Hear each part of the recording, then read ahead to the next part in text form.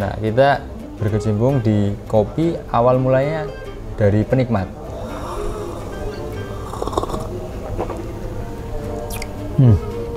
Pertama agak ringan, tapi setelah afternya tebel juga ya. Tebel juga. Jadi ringan terus menjadi agak tebel gitu. Jadi agak tebel.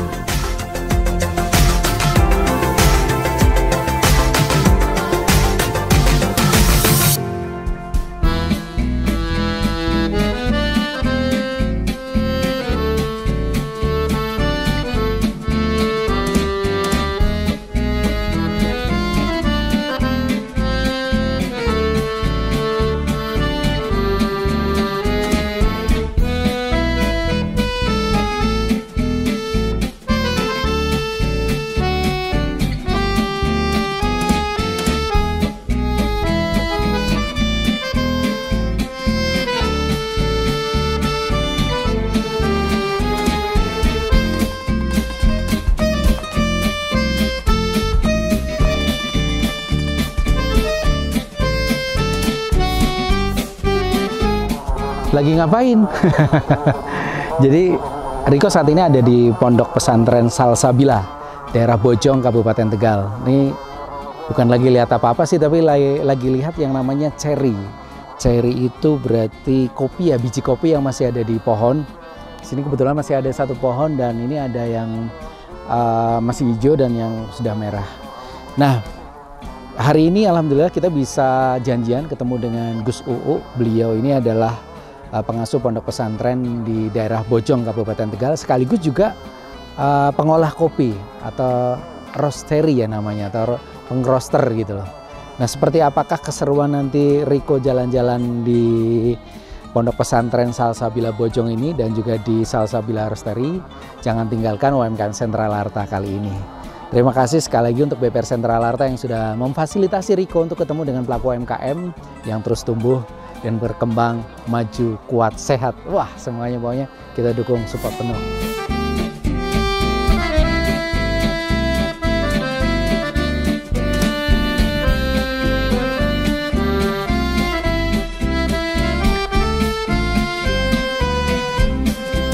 Oke lur, masih di UMKM Sentral Arta, pokoknya Armandek, senajan watang wes warak, dan alhamdulillah setelah kita menempuh perjalanan dari kota Tegal, tadi kita sudah sampai di daerah Bojong Tuwel ya nih Gus ya. Dan Riko sudah bersama dengan pengasuh pondok pesantren sekaligus entrepreneur muda. Ini saya manggilnya biar tidak salah sebut, saya manggilnya Gus Uu ini. Tapi boleh diperkenalkan nama lengkapnya nih Gus. Kalau nama lengkap saya Lu'lu'il Maknun. Kalau mau lebih lengkap lagi Jane ada. Tapi kepanjangan. Oh gitu ya. Tapi lebih dikenal oleh santri dan masyarakat dengan Gus Uu gitu. Gus Uu, atau biasanya kalau temen dari luar Maknun biasanya. Gus Maknun gitu ya. Tapi kalau lingkungan sini Gus Uu gitu ya. Boleh diceritakan Gus, ini hubungannya apa ini antara pondok pesantren kemudian kopi Salsabila juga? Santri-santri itu kan kadang punya titik jenuh gitu kan. Titik jenuh nggak cuma ngaji gitu, perlu dibarengi sama aktivitas yang sekiranya bisa bikin kita lebih fresh lagi gitu lah bahasanya. Nah, kita berkecimpung di kopi awal mulanya dari penikmat. Dari penikmat kopi. Terus kita coba-coba mulai beli kopi yang asli zaman dulu itu, beli kopi-kopi yang asli. Terus mulai kita nyeduh sendiri, mulai ngulik sendiri, dan berketertarikan untuk buat kedai kecil-kecilan. Bukan kayak yang di kota-kota gitu. Kalau dulu konsepnya seadanya. Kayak kita ada slow bar di Kebun Jeruk, terus kita ngopinya juga di area Kebun Jeruk. Di desa Babakan ini, desa kami ini, ada perkebunan jeruk yang areanya tuh dia agak jauh dari masyarakat. Jadi lebih mungkin buat ngopi-ngopi lebih enak gitu. Ini juga masih punya pondok pesantren? Iya, ini masih punya pondok. Bisa masuknya kopi, awalnya kita sering ikut di kompetisi-kompetisi kopi yang namanya zaman dulu Santri Penyeduh. Yang agak lama, terus kita mulai penasaran juga di roasting. Masuk tahap roasting juga? Masuk tahap roasting yang kayaknya agak potensial gitu untuk teman-teman juga, untuk pondok gitu kan. Jadi ada nilai plus belajar berusaha juga gitu ya, punya usaha. Terus kalau pondok pesantrennya sendiri, pondoknya Salsabila ini sejak tahun berapa Gus? Kalau berdirinya pondok pesantren ini tahun 91. 1991 ya. Tahun Oke. 1991. Oke. Sekarang yang menjadi berarti pimpinan pondok siapa Gus kalau boleh tahu? Kalau sekarang pimpinannya namanya Abah Kiai Farihin Said Al-Hafid. Kebetulan adalah orang tua saya. abahnya Gus Uu ya. Oke. Gus, kembali lagi ke kopi ya Gus ya. Ini berarti selain ini sekarang sudah berbentuk kayak kafe ya, tempat minum kopi di areal Asrama Putra, kemudian roaster. Ini bahan bakunya kalau boleh tahu nih Gus. Oh iya. Dari petani itu dalam bentuk green bean atau cherry atau bagaimana ya? Kalau untuk bahan dasar kami, kalau untuk konvensional berarti untuk dijual ke kafe-kafe itu kami dari Temanggung. Itu berbentuknya langsung udah green bean, jadi udah siap masak. Tinggal di roasting di sini gitu ya. Oke. Karena memang kendalanya dulu kami belum punya kebun. Belum punya kebun pun belum punya channel petani.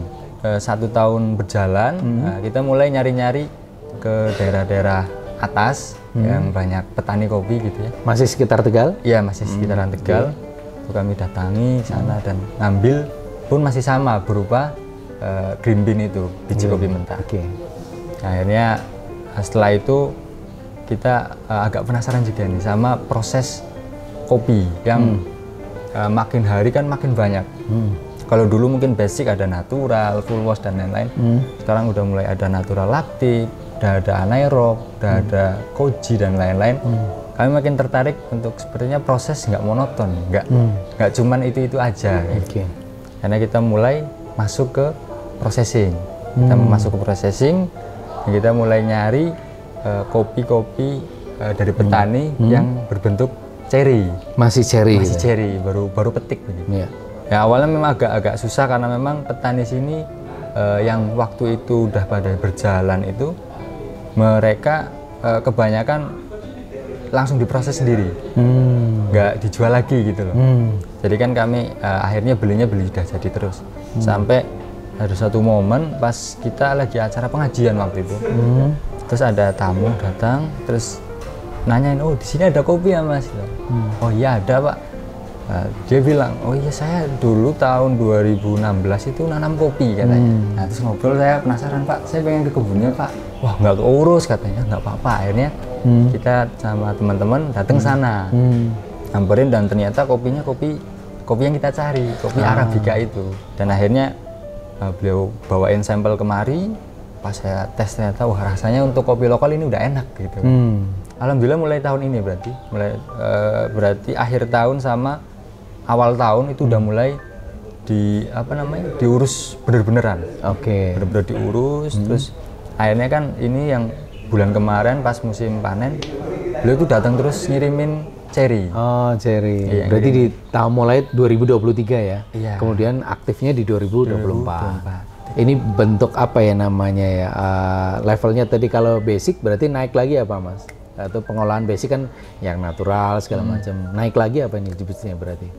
Jadi sih kami pengen di infuse ya. Infuse. Jadi menularkan rasa berarti ya. Menularkan rasa, menginfus rasa kepada si biji kopi. Biji kopinya. Cuman ternyata saya pernah nyoba waktu itu pakai jasmine. Pakai jasmine. Melati itu ya. Iya, melati. Diinfus ke kopi dengan cara pas tahap penjemuran itu saya taruh infusan itu, saya taruh. Dan ternyata walaupun meresap tapi cuman aroma. Jadi setelah digoreng itu aroma jasmine dapat. Tapi ketika diseduh? Diseduh rasa itu hilang. Jasmine itu hilang gitu. Itu paling kami lagi berproses di situ, di infus kopi yang tanpa harus ngerendam kopi gitu loh. Gus Uu, ini menarik banget, apalagi saya juga pengen tahu ini roastingannya apa aja. Tapi kayaknya ini udah ada fisik ya, dicoba ya. Jadi tadi udah dibikinin sama Gus Fajrul juga, timnya Gus Uu. Ini tadi V60 dengan apa ini? Ini pakai bin Salanyar, Karanganyar. Karanganyar, masih Tegal? Masih Tegal, berarti daerah Bumi Jawa. Apa ini Mas roastingannya berarti? Ini kami roasting di lacto medium, terus prosesnya itu honey. Prosesnya honey? Honey. Oke, kita coba ini Gus ya. Bismillahirrahmanirrahim.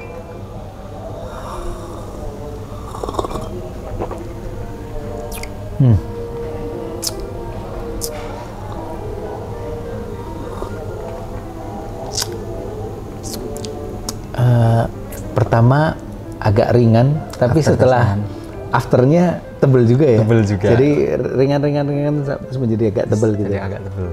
Gus U, ini kita tertarik sekali dengan yang pertama ya. Jadi kalau Rico lihat keunggulan packagingnya kemarin pas kami lihat di pameran itu adalah lain daripada yang lain. Jujur belum banyak yang taunya ini obat. Obat ya, betul. Bener nggak? Biasanya obat kapsul. Bener, ini mindsetnya langsung enak. Begitu. Apanya Mas? Kopi. Kita langsung, ini pasti ada spesialnya nih. Kenapa dari kemasan? Kita mulai dari kemasan dulu Gus.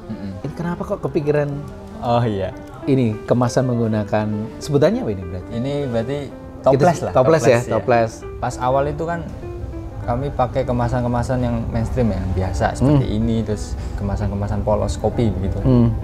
Nah, lalu kami mulai merambah di line up Arabica untuk di kafe. Sedangkan untuk kesimpelan barista gitu, simpelan dalam nyeduh itu kan nggak mungkin harus buka dulu, harus diambil dulu gitu kan. Mungkin lebih enak kalau pakai toples, tinggal buka aja. Terus di kafenya juga di display lebih bagus gitu. Catching gitu ya. Packaging lebih bagus. Terus lebih tertutup juga, karena ini kan double, tutupnya ada double, dalam ada tutup lagi, di luar ada tutupnya lagi. Gitu.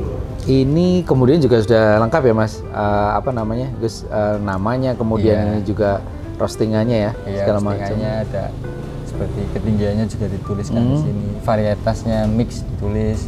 Mix varietas itu apa, Gus? Mix varietas berarti jenis pohonnya itu banyak, ada beberapa kayak segala rutang, terus lini es, P88 dan lain-lain itu. Oh gitu. Kalau biasanya memang ada yang varietasnya cuma 2 apa 3, misal Sigara Rutang sama lini es. Jadi biji kopinya lebih seragam aja kayak gitu. Produk-produk yang di sini ya, full line up Arabica yang buat di kafe-kafe gitu.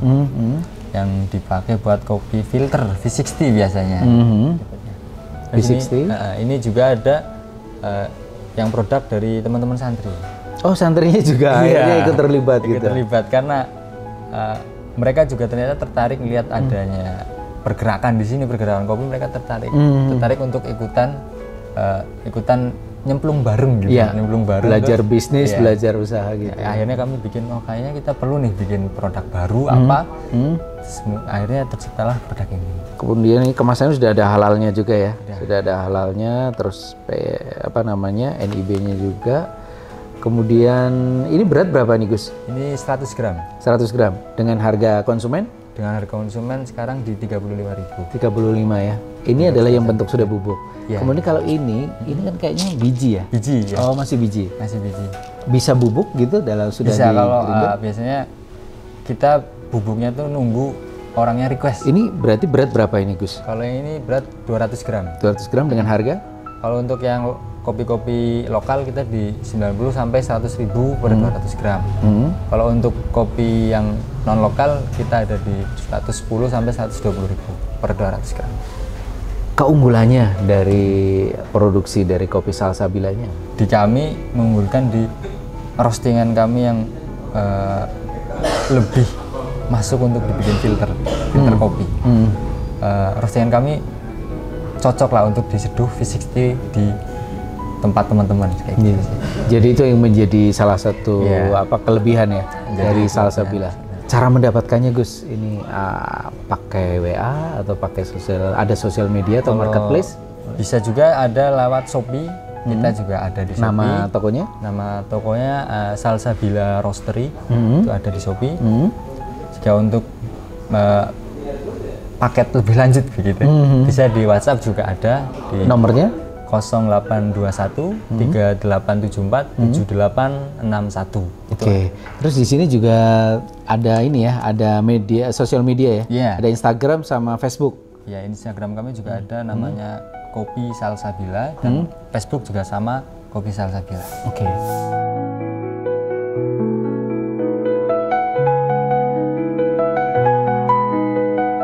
Kita diajak oleh Gus UU untuk melihat hasil penjemuran ya Mas ya? Iya, hasil penjemuran. Jadi penjemurannya masih di komplek Pondok Pesantren ya? Pondok Pesantren.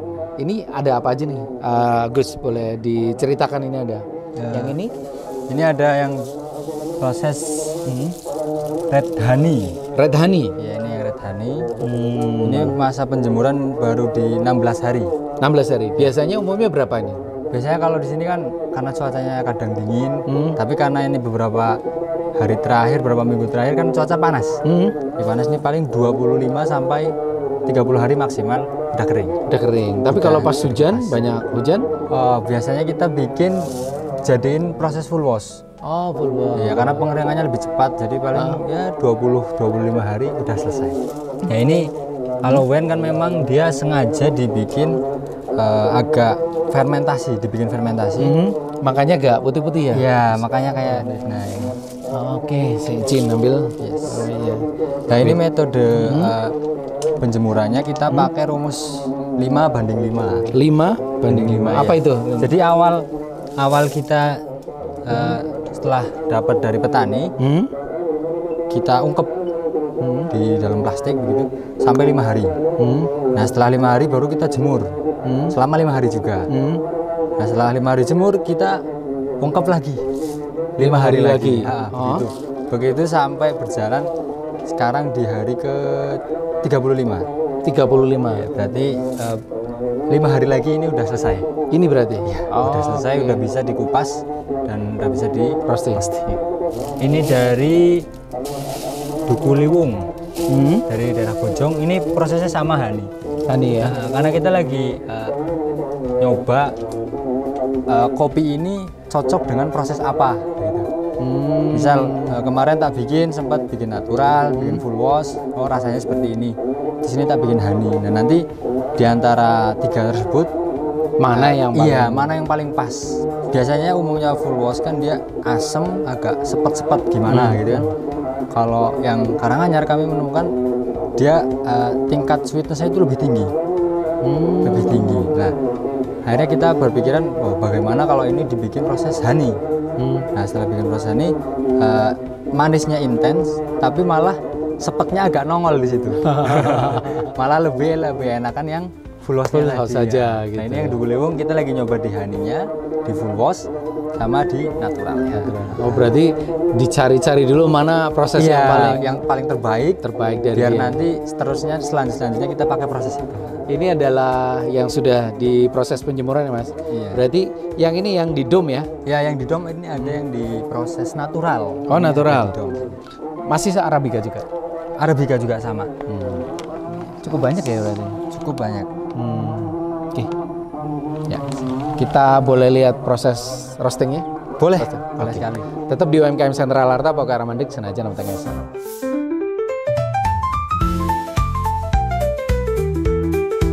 Gus, ini boleh diceritakan Gus yang ada di sini apa aja nih Gus berarti? Kalau untuk di sini ini ada mesin roasting. Mesin roasting. Mesin ini buatan lokal juga. Buatan lokal? Iya, lokal. Buatan Temanggung.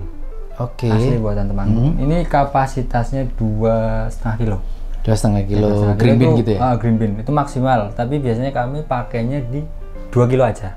Karena mungkin kan kopi masuk 2,5 kilo misal nih. Kopi kan dia sifatnya kalau misal terkena panas bakal merekah gitu. Lebih besar, mengembang gitu. Nah, takutnya nanti si kopi perputaran di dalam itu nggak rata. Oke, 2 kilo. Kemudian ini adalah beberapa contoh green bean ya? Ini ada green bean-nya juga. Ini lokal semua. Lokal dari desa Bumi Jawa. Bumi Jawa ya. Berarti sekitar sini aja. Iya, sama daerah Bojong.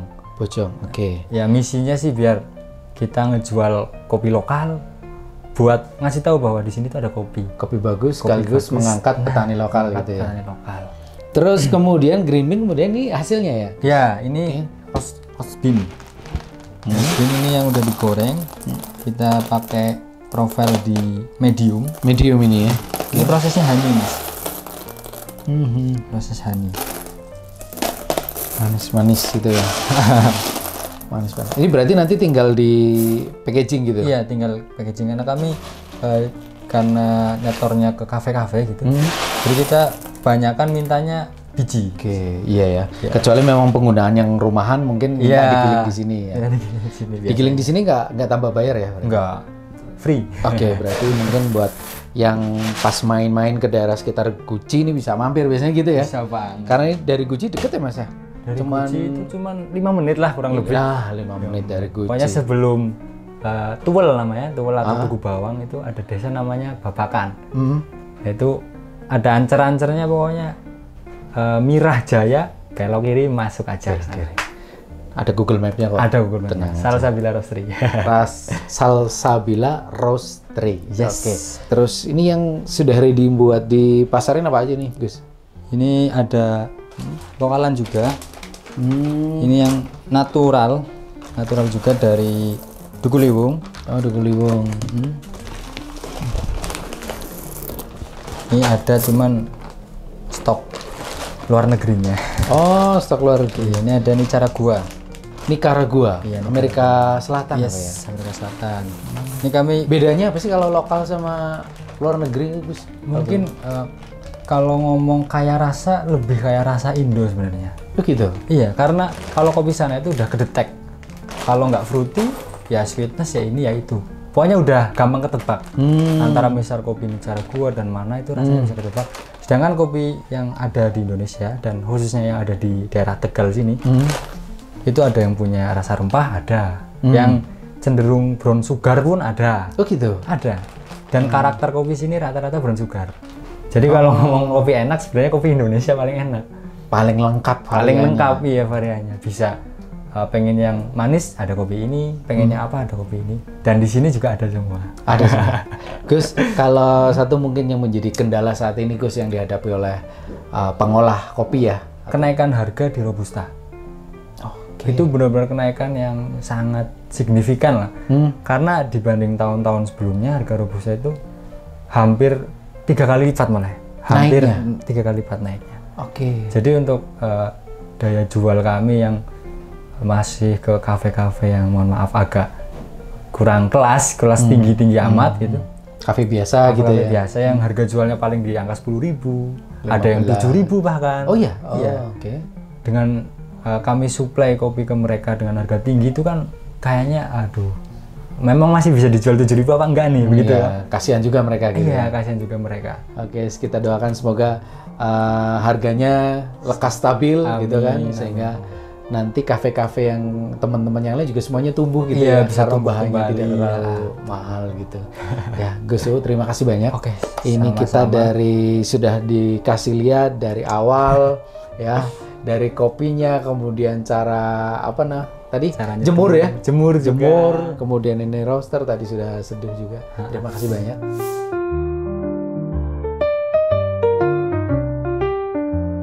Oke lur, selesai sudah jalan-jalan kita di Babakan, Bojong, Kabupaten Tegal untuk ketemu dengan Gus UU dan teman-teman dari Pondok Pesantren Salsabila. Ada produksinya yang luar biasa, yaitu kopi Salsabila. Pokoknya dijamin kalau kesini gak rugi banget. Sudah dapat view, dapat suasana yang adem, kemudian dapat kopi yang luar biasa. Langsung aja cek Instagram, Facebooknya, atau juga langsung WA, Google Map juga ada. Kita akan ketemu lagi dengan konten berikutnya, pelaku UMKM lainnya. Terima kasih sekali lagi untuk BPR Sentral Arta yang sudah support Riko buat jalan-jalan dan ketemu dengan pelaku UMKM yang luar biasa. UMKM tumbuh dan sehat bersama BPR Sentral Arta, solusi usaha Anda. Saya Riko, wassalamualaikum warahmatullahi wabarakatuh.